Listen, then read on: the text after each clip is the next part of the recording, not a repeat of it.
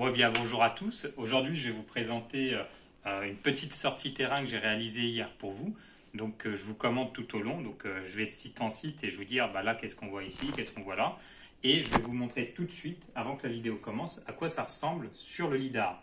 Donc, LiDAR, c'est l'image de la topographie du sol qui a été prise depuis un avion et avec un laser et qui permet finalement de voir à quoi ressemble le sol sous la forêt. Parce que si vous regardez ici,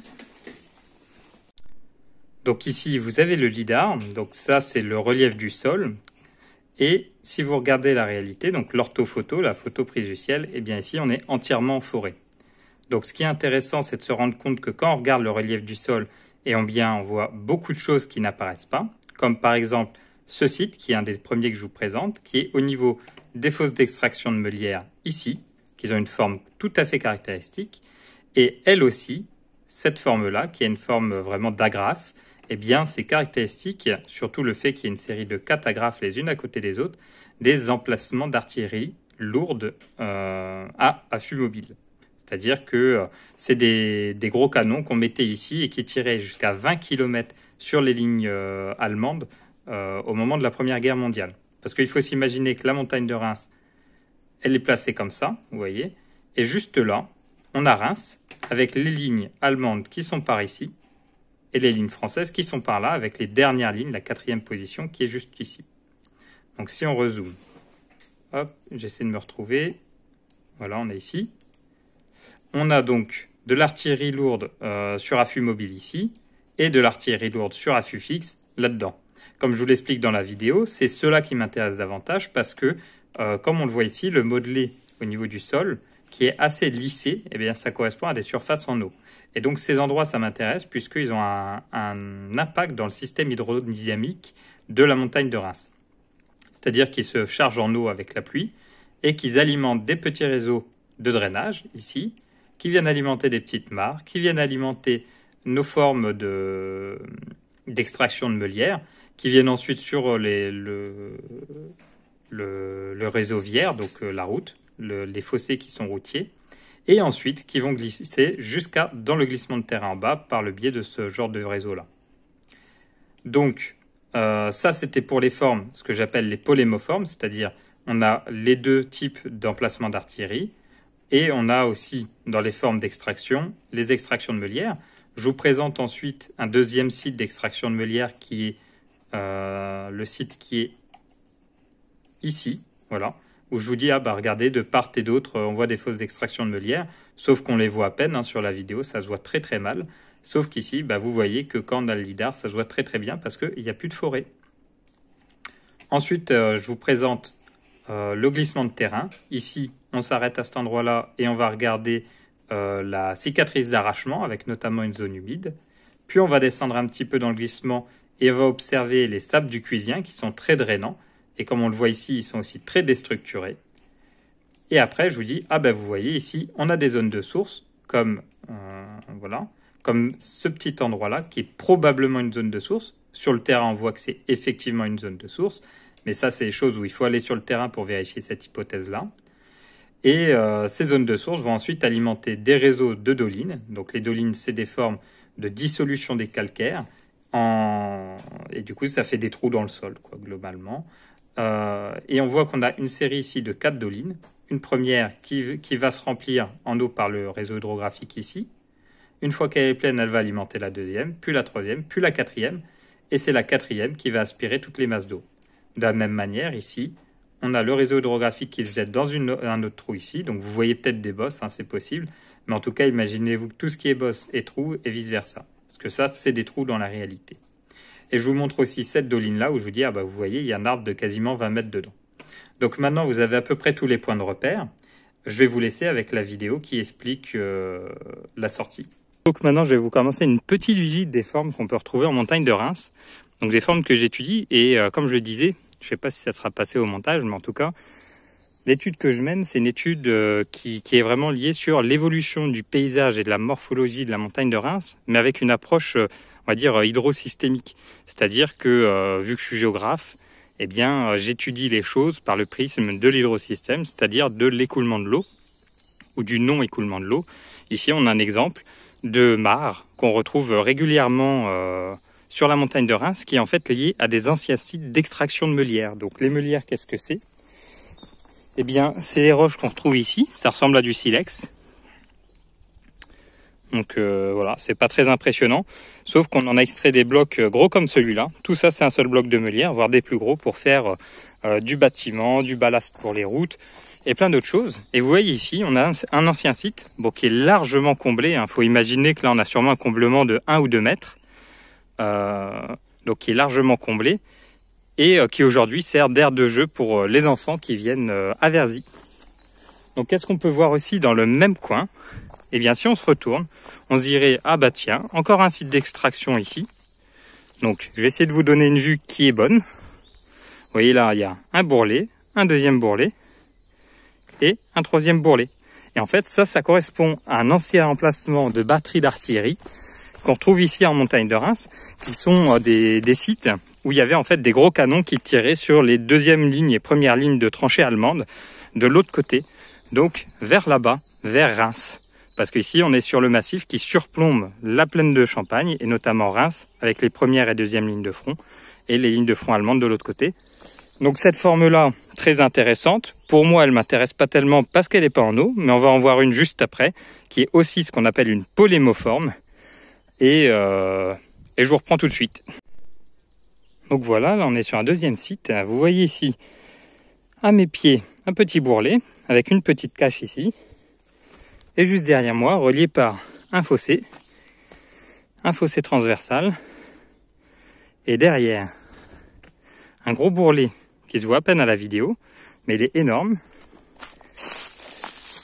Hop, je vais passer de l'autre côté. Voilà. Qu'est-ce qu'on retrouve? Une petite mare qui est complètement entourée. Et ça, je vous mettrai une petite photo du site Vue du Ciel et au lidar. Vous verrez qu'en fait, c'est une petite mare qui est créée par un ancien emplacement d'artillerie lourde sur affût fixe. C'est-à-dire que il y a des pièces d'artillerie, là-bas, ils mettaient les munitions. Et ici, il y avait le canon. Ils allaient chercher les munitions, bam, ils les envoyaient, encore une fois, toujours du même côté, sur les Allemands. Voilà, donc je reprends tout à l'heure. Donc ici, je vous emmène sur un petit réseau de drainage, c'est-à-dire que les eaux qui sont collectées par les différentes polémoformes, donc les formes liées à la Grande Guerre, qui s'alignent ici par série de 4, et qui remontent jusque là-bas sur les premières qu'on a vues, elles sont drainées par ce drain, qui emmène l'eau vers le versant. Et donc il y a beaucoup d'aménagements hydrauliques comme ça en montagne de Reims. Donc bien souvent en montagne de Reims, c'est souvent comme ça, des bois. On voit pas grand-chose, mais si on regarde bien, on peut observer qu'il y a des trous d'un côté, et il y a aussi des trous de l'autre. Et ça, c'est ce qu'on appelle des fosses d'extraction de meulières. On les a vues précédemment, mais là, c'est à quoi elles ressembleraient si elles n'étaient pas anthropisées, c'est-à-dire si les enfants ne jouaient pas dedans. Voilà. Donc ici, on est sur la cicatrice d'arrachement d'un glissement de terrain. Donc, elle est assez ancienne, donc elle est assez douce. Vous voyez ici, la pente est assez douce, mais on voit ici un replat, très humide, beaucoup plus noir. Et ça fait une série comme ça sur tout le long ici. Et en fait, ce glissement de terrain-là, il va venir concentrer et alimenter des masses d'eau qui vont alimenter des dolines qu'on va voir tout en bas. Donc là, je vous présente le haut du glissement. Je vais vous présenter le milieu d'ici quelques secondes. Donc, première pause. Ici, on voit qu'on a la cicatrice d'arrachement qui est juste là au bout de mon doigt. Et qu'est-ce qu'on voit un tout petit peu plus bas? Les premiers affleurements géologiques. Donc là, on est sur quelque chose qui a été remanié. Vous voyez ici, il y a des sangliers qui sont venus remuer. Par contre, c'est intéressant parce que c'est quand même la géologie en place, c'est-à-dire que c'est entre guillemets le sédiment qu'on va trouver dans le sol ici. Et qu'est-ce qu'on voit si on regarde bien? On voit des petits grains noirs. Et ces petits grains noirs, c'est ce qu'on appelle de la glauconie. Et donc, c'est caractéristique de ces sacs du cuisien. Donc, ça permet, en un coup d'œil, juste en regardant à la loupe, de savoir sur quelle géologie on est ici et de comprendre que cet endroit où on a la cicatrice d'arrachement, un tout petit peu en aval, eh bien, on retrouve des sacs bleu-cuisien qui sont très drainants, c'est-à-dire que l'eau qui va s'infiltrer là-bas, elle va très très vite passer dans le glissement de terrain. Voilà. Ici, un petit indice qu'on a changé de géologie. Beaucoup de touches vertes. Ici, très peu. Là-bas, on est humide, donc on a de l'herbe. Là, on est plutôt drainant parce que c'est les sables. Et ici, on a un replat qui est soit dû à un bloc qui a basculé ou à un changement de géologie. Et ça, on peut le savoir qu'en essayant de trouver des indices. Par exemple, ici, la mise en place de sources. Vous voyez, on a de l'eau qui apparaît un tout petit peu en amont, qui est en fait dû au fait qu'on a nos sablo-cuisiens qui arrivent et qui se calent sur la géologie d'en dessous. Je vous le dis, c'est les argiles du Sparnacien. Enfin, c'est des argiles, quoi.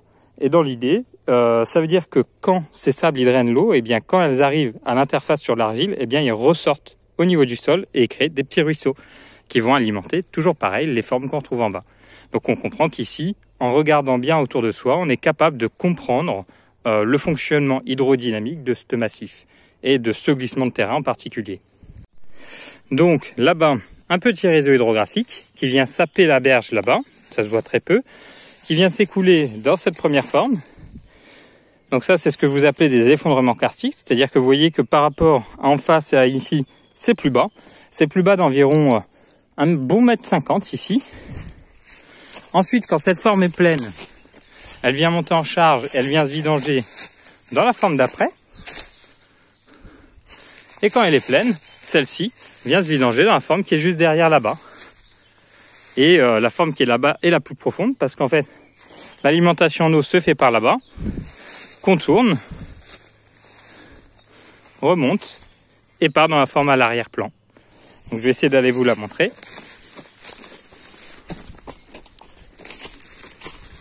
Hop. Et voilà. Donc là, on est sur une forme qui fait à peu près 5-6 mètres par rapport à ce qui est en face au bout de mon doigt ici. Voilà.